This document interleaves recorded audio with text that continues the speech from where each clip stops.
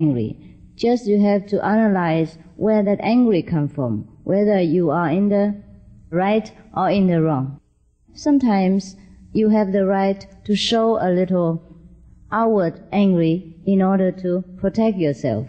The question is not to stop anger, but to know when you should show a little anger and when you should not.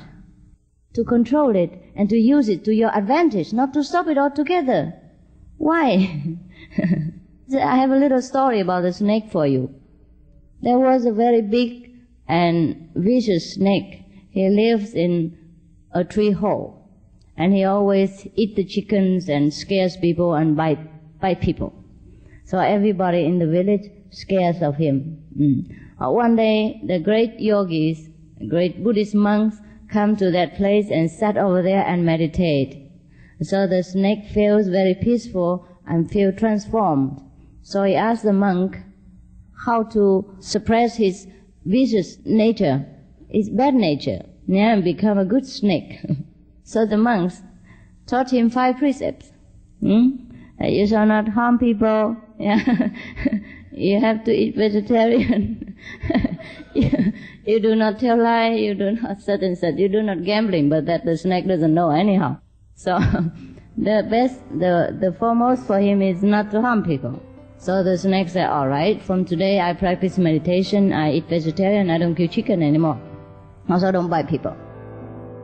Some of the benefits of a vegetarian diet: lower blood pressure, lower cholesterol levels, reduce type 2 diabetes, prevent stroke conditions, reverse atherosclerosis, reduce heart disease risk 50%, reduce heart surgery risk 80%, prevent many forms of cancer, stronger immune system, increase life expectancy up to 15 years, higher IQ, conserve up to 70% clean water, save over 70% of the Amazonian rainforest from clearance for animal grazing. A solution for world hunger. Free up 3,433 million hectares of land annually. Free up 760 million tons of grain every year, half the world's grain supply. Consume 2/3 less fossil fuels than those used for meat production. Reduce pollution from untreated animal waste. Maintain cleaner air.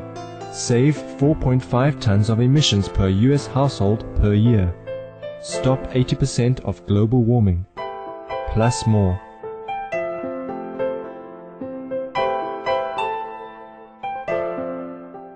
Save your life. Be veg, go green. So one day the Buddhist monk has to go away for some days and tell the snake to stay home and practice meditation and wait for him. And so the children passing by and see the snakes now sitting very quiet in meditation and in samadhi, so they are not afraid of him anymore, and they want to revenge, because before they were afraid of him and now they want to take revenge. So they put stone and throw at him, and the snake also didn't do anything. The master didn't say you should not be angry, you shouldn't harm people. He means should not show any violence at all. Ahimsa means non-violence, yeah? So the snake keep quiet and trying to meditate again, but the children kicks him and pull his tails out and whirl him into a circle. So the snake got so dizzy, and then they throw him, beat him into the tree trunks and all kind of thing, and all his body and get bruised and black and blue. And he lay there half dead. And the master came home and said, "What's happened to you? What happened?" He said, "It is because of 5 precepts, non-violence." And the monks were very surprised. Said, What is with non-violence? So, well, you taught me not to be violent. So yesterday the children came and pulled my tails and throw stones at me, and I didn't react. So they carry on with their play until now I nearly died. So the master said, "You are stupid. I didn't tell you not to hiss. You can hiss, scare people away." But that is the difference between having wisdom and not having.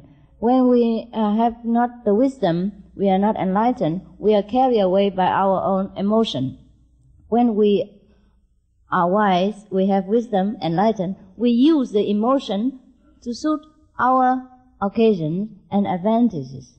Doesn't mean we should altogether eliminate the emotion. We just know how to use it. If you want to have this control power and wisdom, you have to have enlightenment. And to get enlightenment is through an experienced teacher. Just like if you want to learn English, you have to find an experienced English teacher. That's all.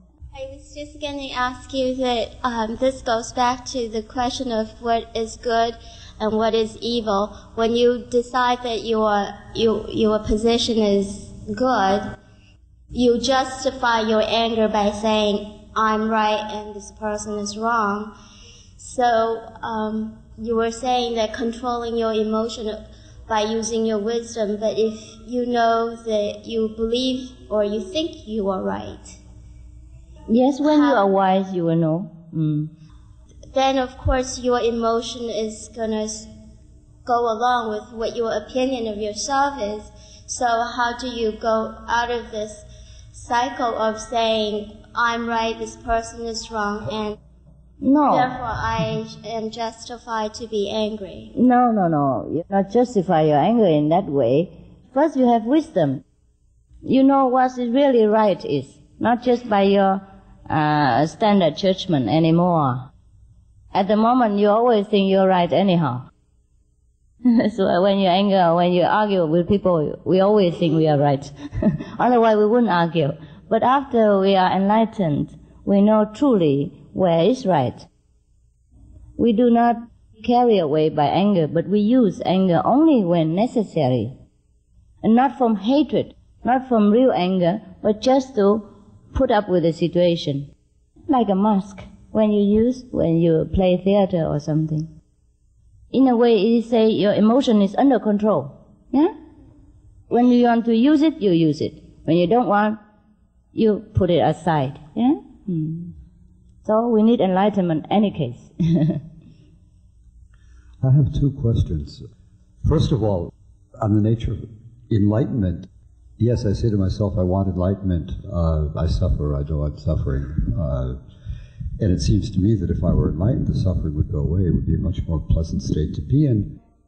And yet, every time I start to desire enlightenment for itself, it seems to me that I'm making one more obstacle in the way of enlightenment. In other words, if I want it, it's like any of the 1,001 desires, maybe even worse, that take me away from just ordinary happiness. You know, if I have too much of a lust or greed, sex desire, or greed for money or whatever, I'm not happy. And it's the same thing with wanting enlightenment. I get my own way. I wonder if you could say a word as to how to overcome getting in your own way with desiring enlightenment for that. Yes. Now,